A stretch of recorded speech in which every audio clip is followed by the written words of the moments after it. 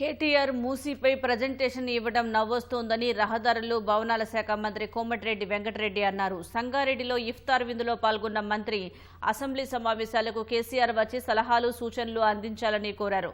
మూసీతో నల్గొండ ప్రజలు తీవ్ర ఇబ్బందులు పడుతున్నారని మంత్రి కోమటిరెడ్డి వెంకటరెడ్డి అన్నారు.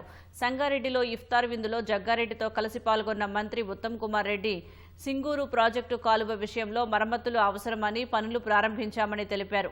మంచిర్యాలలో ఎమ్మెల్యే ప్రేమ్ సాగర్ ఇఫ్తార్ విందు ఏర్పాటు చేసి రాష్ట్ర ప్రభుత్వం పేద ముస్లింలకు సంక్షేమ పథకాలు రూపొందించి ఆదుకుంటుందన్నారు.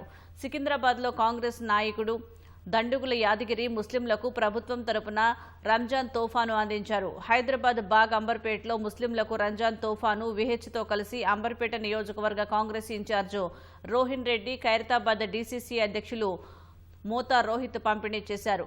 మూసీతో నల్గొండ ప్రజలు తీవ్ర ఇబ్బందులు పడుతున్నారని ఈ సందర్భంగా మంత్రి కోమటిరెడ్డి వెంకటరెడ్డి అన్నారు.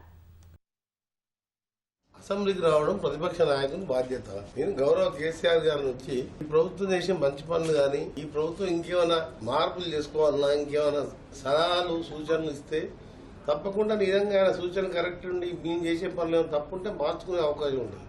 నేను చేయని పనులు కాంగ్రెస్ పనులు కొన్ని చేస్తుండ్రు, అభినందిస్తున్నా అని అభినందనలు చెప్తూ పోయిందే ఉంది. ఆయన హోదా పెరుగుతుంది కదా. మూసీ లాంటి నరక కుప్పంలో విషయంలో మేము బతుకుతున్నాం. నల్గొండలో ఎంతమంది చనిపోతున్నారు లెక్కలు లేవు. ఏ ఊరికి పోయినా ఇప్పటికీ దగ్గర మిషన్ భగీరథ లేదు, నీళ్లు లేవు.